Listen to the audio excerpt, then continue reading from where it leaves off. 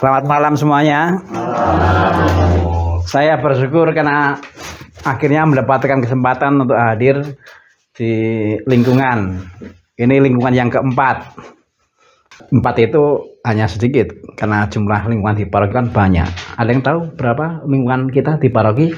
17. Itu belum terhitung yang di stasi ya. Saya berusaha untuk hadir sebanyak-banyaknya, tapi ya memang hanya bisa 4. Kita bersyukur karena bulan Kitab Suci Nasional itu tidak menakutkan.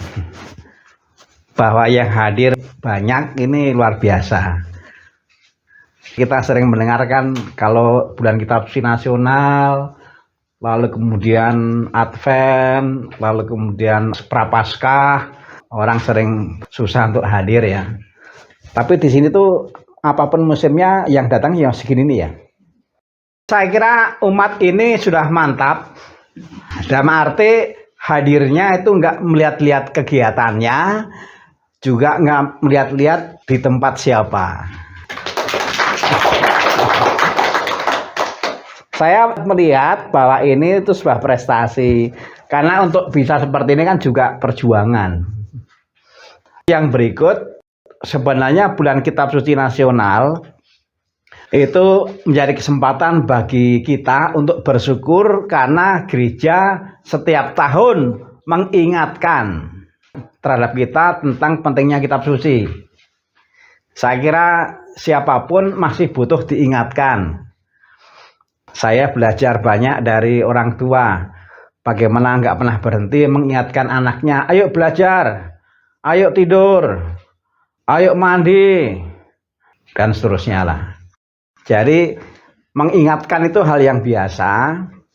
Dan di bulan Kitab Suci Nasional ini kita diingatkan oleh gereja mengenai pentingnya Kitab Suci. Kitab Suci itu isinya sabda Tuhan. Kalau saya boleh merangkum, pertemuan 1, 2, 3, dan 4. Temanya itu kan apa? Allah sumber kasih dan keselamatan. Allah sumber kasih dan keselamatan. Dan memang betul bahwa Allah itu sumber kasih dan keselamatan. Kalau sabda Tuhan, kata-kata Tuhan itu dilaksanakan, maka akan menikmati seperti yang tadi muncul dalam bacaan. Akan dipulihkan, alam juga akan bagus kembali, dan seterusnya lah. Jadi intinya adalah pada bulan Kitab Suci ini kita sadarkan bahwa sabda Tuhan, kalau itu memang sungguh kita dengarkan, kita renungkan, kita laksanakan, itu bisa menghadirkan keselamatan seperti yang juga tercermin dalam bacaan yang tadi kita dengar bersama. Saya bersyukur karena kalau yang saya lihat di sini ini banyak yang masih mampu membaca ya. Kalau di Legi Maria saya tuh sudah sepuh-sepuh, jari membaca pun susah. Membaca Kitab Suci itu kecil-kecil. Kalau membaca WA atau melihat gorengan itu jelas. Ya nggak apa-apa. Nggak apa-apa. Tapi kita berterima kasih karena Karol ini luar biasa. Sehingga mau berjerih payah untuk membesarkan supaya huruf-huruf ini menjadi lebih mudah kita baca. Saya kira ini pelayanan yang luar biasa. Hanya untuk membantu supaya kita tuh semakin mudah untuk makin dekat dengan Kitab Suci. Bagus juga kalau kemampuan kita membaca ini juga digunakan untuk membaca Kitab Suci yang di rumah. Apakah ada yang di rumah nggak punya Kitab Suci? Ada punya. Hah? Pada umumnya punya ya. Yang saya lihat ini semuanya tuh masih bisa membaca. Kalaupun ada yang tidak bisa mungkin hanya 1, 2. Tapi umumnya saya kira masih bisa membaca. Masih toh? Nggak jelas. Saya beri jalan keluar. Yang masih bisa membaca, baik bacalah meskipun nggak ngerti. Seperti yang hari ini kita baca bersama, saya kira juga banyak yang nggak ngerti. Dan nggak apa-apa.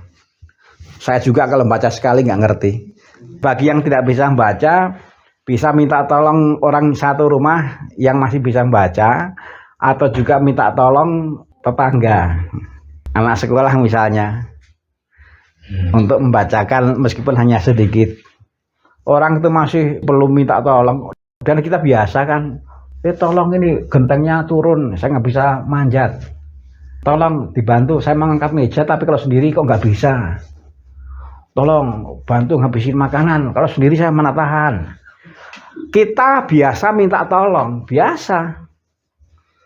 Baik kalau yang di rumah memang sudah susah untuk membaca, bisa minta tolong anak-anak di sini yang dekat saja, yang sekolah itu lah, untuk membacakan. Saya itu teringat anak-anak buta di Bandung itu, Wiataguna. Wiataguna itu panti yang isinya tunanetra. Di sana ada pelayanan membacakan firman, juga membacakan buku pelajaran. Jadi orang yang tidak bisa membaca itu sebenarnya juga masih bisa mendengarkan sabda Tuhan asal ada yang membacakan. Ini juga menjadi inspirasi lah, supaya kita dimudahkan. Tadi di Legio Maria tuh saya mengatakan ini, gereja itu bekerja keras untuk mengupayakan supaya kitab suci itu memang akhirnya menjadi sesuatu yang mudah bagi kita. Awalnya kitab suci itu kan dalam bahasa asing, awalnya. Lalu dengan adanya Konsili Vatikan kedua, kitab suci yang sebelumnya tuh banyak nggak dimengerti, lalu diterjemahkan dalam bahasa setempat, bahasa nasional. Setelah diterjemahkan dalam bahasa nasional, kemudian diterjemahkan dalam bahasa daerah. Dan menerjemahkan kitab suci itu bukan hal yang gampang, karena kata-katanya itu kan harus tepat. Jadi gereja itu sebenarnya bekerja keras untuk membantu supaya kitab suci yang semula itu jauh, yang semula itu nggak dimengerti bahasanya, nah sekarang sudah hadir dalam bahasa yang kita bisa mengerti. Mana yang lebih mudah? Menerjemahkan kitab suci dalam bahasa yang bisa kita mengerti atau membaca? Saya yakin semua sudah tahu jawabnya.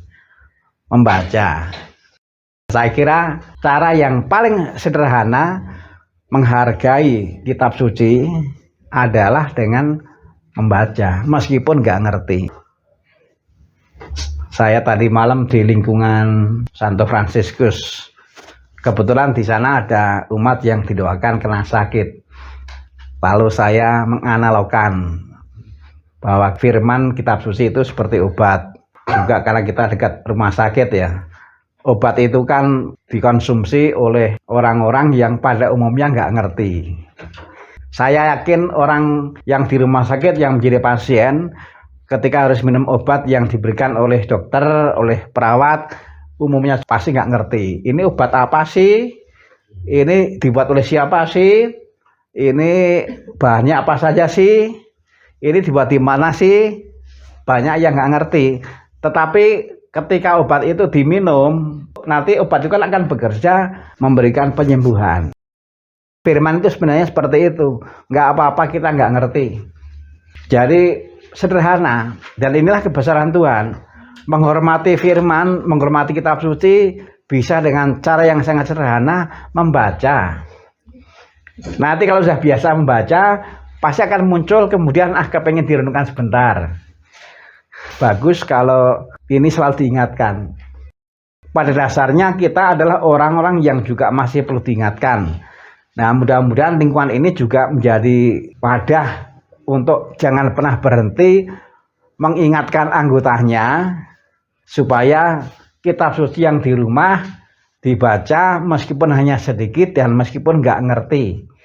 Kalau malas membaca, bisa minta tolong orang lain untuk membacakan. Jadi saya melihatnya adalah sebenarnya sangat mudah. Sangat mudah. Boleh dibilang kita tuh sama sekali nggak punya alasan untuk tidak mau membaca, untuk tidak mau mendengar secara rutin. Inilah yang sebenarnya diharapkan oleh gereja dengan mengadakan bulan kitab suci nasional. Ada yang mengadakan kegiatan bulan kitab suci nasional dengan acara rame-rame lah, yang heboh-heboh itulah. Ya nggak apa-apa. Tapi yang paling penting adalah di bulan kitab suci nasional ini kita harus sadar Dan kita berterima kasih karena untuk sadar kita diingatkan. Kitab suci, sabda Tuhan begitu penting meskipun kita nggak ngerti. Saya itu merenung kita nggak punya alasan. Sama sekali kita nggak punya alasan untuk rutin membaca atau dibacakan oleh orang lain. Itu yang bisa saya sampaikan. Sabda Tuhan kita yakini itu berdampak baik. Sabda Tuhan adalah vitamin atau obat yang tidak ada efek samping. Itu bahasa sederhana saya. Bahasa sederhana. Tuhan berkati. Karena nggak boleh lama-lama. Harus tahu diri lah. Terima kasih, Romo.